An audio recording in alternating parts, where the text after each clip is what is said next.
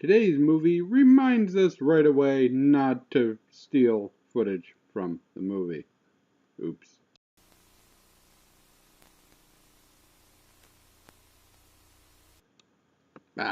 Despite what YouTube seems to think, movie reviews are protected under fair use, so today we review Blue Tornado. Mission code name is Blue Wings. Always a good sign when the movie doesn't know its own name. Before we learn about Blue Wings / Blue Tornado, we have to meet our main characters, Dirk Benedict and Ted McGinley, as they rip off Top Gun.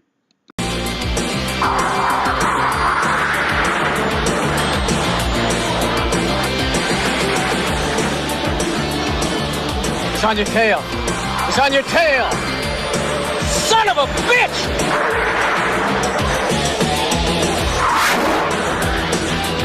I'll get him off your back.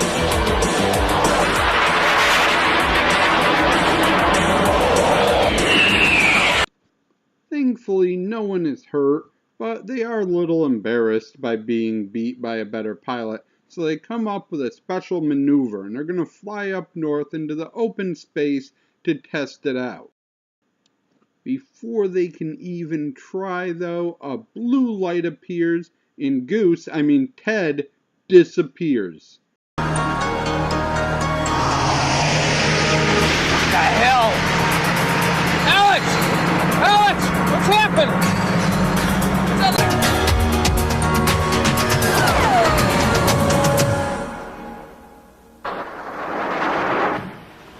Oh my God. Oh my God. He is gone. Dirk Benedict shows up hours later, not knowing what happened. NATO goes searching for him, but the court declares poor Ted has died, and the news is broken to his wife.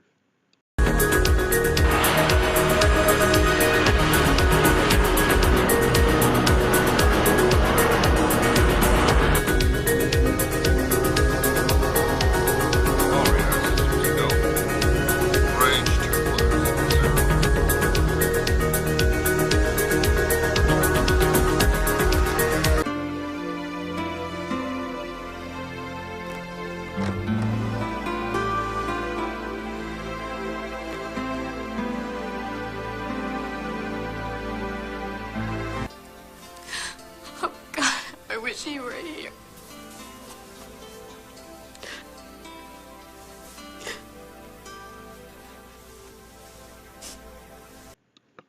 But then there's this weird montage where Dirk Benedict is thinking back on his old friend and all of his favorite Ted McGinley moments.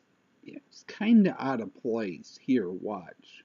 It's so hard to just pretend and keep on giving. It's so hard to know what to do.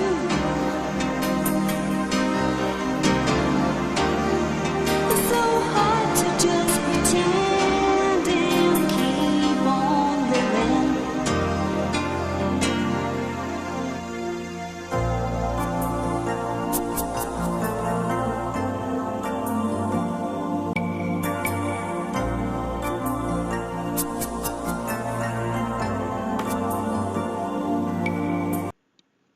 Okay, I may have edited that montage a little bit, but you haven't seen the movie. You don't know that for sure. Plus, we have no time for sad montages. Patsy Kensit's about to show up in this movie. The Board of Inquiries has ruled Ted's disappearance an accident. Dirk Benedict's not happy with this because where'd the body go? Where'd the plane go? Government says, nope, pilot error, don't have to explain any of that. He thinks it might have been aliens and goes to the library to research UFOs, where he finds Patsy Kensit. Sightings have been made by pilots in flight, recorded on the radar screen, and filmed and photographed on numerous occasions. And these mysterious objects have been reported to have humanoid occupants. Who is that guy? Professor J.H. Thomas. He's a UFO researcher and vice president for Contact International. Ah. Are you interested in UFOs? I'm doing research for an English magazine. He asks for some help researching UFOs and also asks her out because, well, look at her. Are we talking UFOs or close encounters of the more common variety?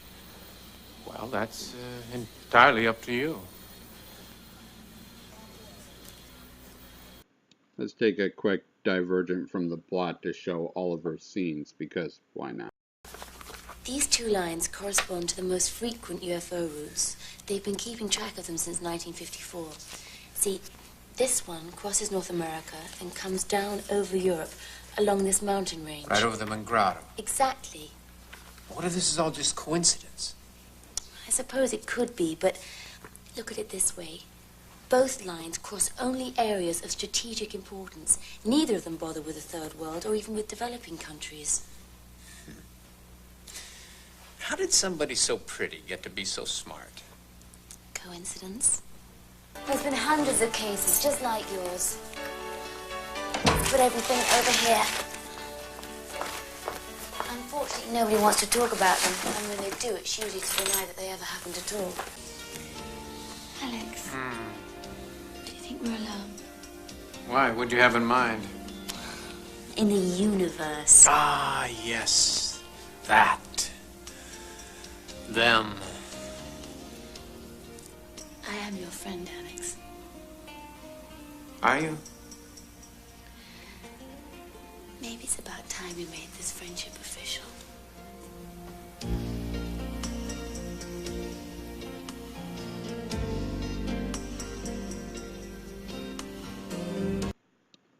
While I look for a British woman that wants to make our friendship official, another plane, this time a government plane, has disappeared in the same area, so now they give a shit and enact Operation Blue Tornado.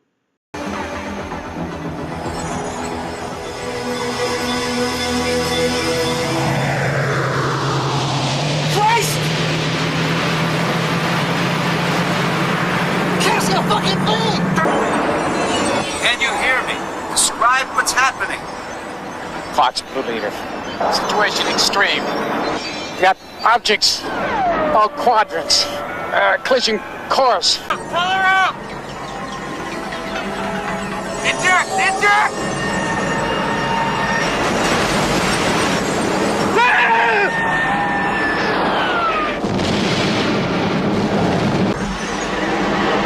Fuck it!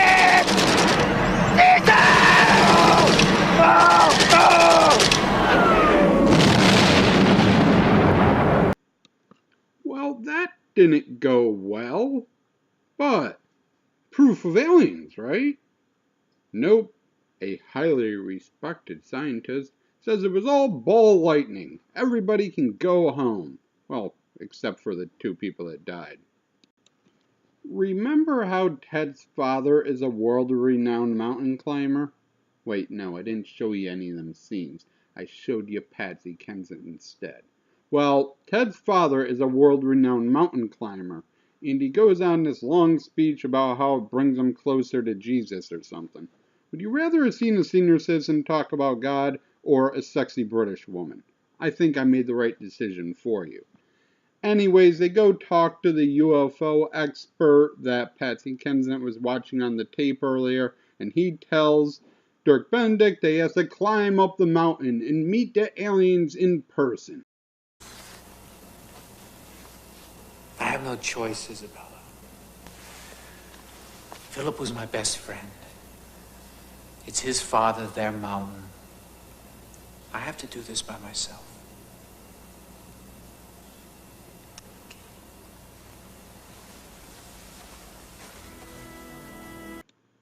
Overall, it's a fairly boring ripoff of Top Gun.